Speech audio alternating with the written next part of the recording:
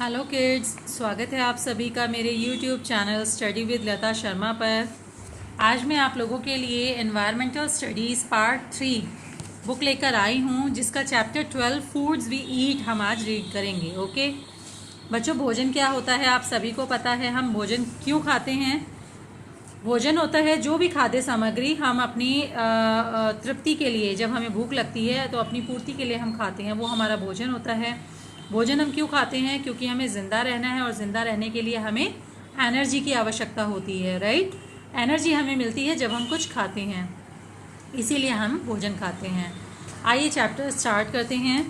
We need food to stay alive. Food give us energy to work and play. It helps our body grow well. It protects us from many diseases. हम भोजन खाते हैं ताकि हम जिंदा रह सकें। भोजन करने से हमें एनर्जी प्राप्त होती है ताकि हम काम कर सकें या खेल सकें। भोजन हमारे शरीर को ग्रो करने के लिए मदद करता है और हमें रोगों से लड़ने की शक्ति भी देता है। On the basis of the function they perform, food can be divided into 3 main groups. भोजन के कार्यों के अनुसार उनको 3 कैटेगरीज में बांटा गया है: go foods, grow foods and glow foods. Okay, go foods क्या होते हैं? Go foods are rich in carbohydrate and fats. They give us energy to work and play. Bread, rice, potato, sugar and cake are rich in carbohydrates. Ghee, butter, oil and nuts are rich in fats. Go foods are also called energy giving food. बच्चों, go food होते हैं energy giving food, जिनमें भरपूर मात्रा में ऊर्जा प्राप्त हमें होती है जिनसे। ओके, ऐसे फ्रूट्स कौन से होते हैं या ऐसे फूड आइटम्स कौन से होते हैं? यहाँ पर बताया है कि ब्रेड, राइस, पोटैटो, शुगर और केक, इन सब से हमें कार्बोहाइड्रेट, देखिए कंद मूल जितने भी होते हैं ना, जैसे आलू या शकरकंदी या कुछ भी इस तरह की खमीर वाली चीज़ें या मीठा, इन सब से हमें भरपूर मात्रा में कार्बोहाइड्रेट्स मिलता है। ठीक है, और जितना भी ऑयली मटेरियल होता है, घी, बटर, ऑयल और नट्स, जिनसे भी ऑयल मिलता है, ऐसे फूड आइटम्स खाने से हमें फैट प्राप्त होता है और ये दोनों ही बहुत ज़्यादा मात्रा में एनर्जी प्रदान करते हैं शरीर को। ओके, तो एनर्जी गिविंग फूड को हम गो फूड भी कहते हैं। नेक्स्ट बताया है ग्रो फूड. ग्रो फूड क्या होता है? Grow food are rich in protein. They help our body grow well. They also repair the damaged part of our body. Pulses, egg, meat, fish and milk products are rich in protein. Children need a lot of protein because they are in their growing stage. Grow foods are also called body building foods.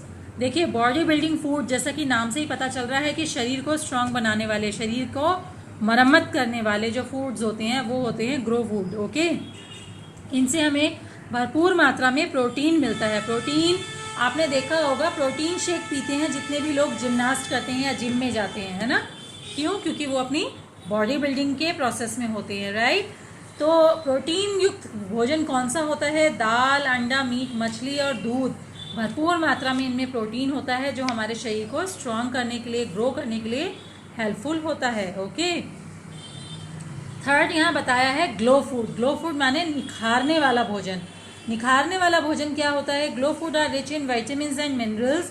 They protect us from diseases and keep us healthy. Fruits and vegetables are rich in vitamins and minerals. Glow food are called protective food.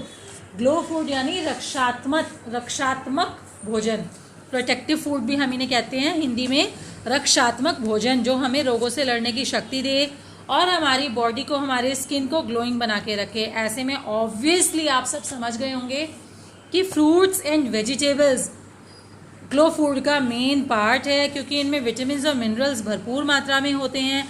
ये हमें रोगों से लड़ने की शक्ति तो देते ही हैं, साथ ही साथ ये हमारी बॉडी को एनरिच करते हैं. Okay, besides these foods, our body also needs water and roughage. Water helps in digestion of food. Our body needs about 6 to 8 glasses of water every day. देखिए, इस तरह के भोजन के अलावा पानी एक ऐसी चीज़ है जो नियम से हमारे भोजन का अंग बनी हुई है, क्योंकि बिना पानी के ना तो भोजन पक सकता है और ना ही पच सकता है. ठीक है ना? रोज़ाना 8 ग्लास पानी हम लोगों को पीना चाहिए ताकि हमारा डाइजेशन सिस्टम जो है वो एकदम बढ़िया काम करता रहे. नेक्स्ट बताया है roughage keeps our bowel movement proper. Salad is very rich in roughage. You can make a good salad by mixing pieces of fruit and vegetables together. देखिए रफेज एग्जैक्टली हिंदी में इसको क्या बोलेंगे मुझे समझ में नहीं आ रहा है, सॉरी, मतलब मन में है मगर शब्द नहीं मिल रहा मुझे।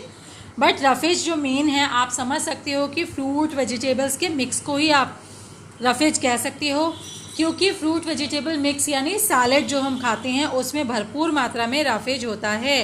सारे मिनरल्स का जो निचोड़ है ना वो रफेज है, ठीक है। अब आप सोचोगे सैलेड क्या होता है, तो सैलेड कहते हैं बच्चों सलाद को। सलाद केवल सब्जियों से नहीं बनता बल्कि फलों का भी इस्तेमाल किया जाता है सलाद के लिए। ओके, नेक्स्ट बता रहे हैं a balanced diet. Balanced diet क्या होती है? A balanced diet is one that contains protein, carbohydrates, fat, vitamin and minerals in the right amount. A balanced diet keep us healthy and happy. Balanced diet यानी कि संतुलित आहार क्या होता है?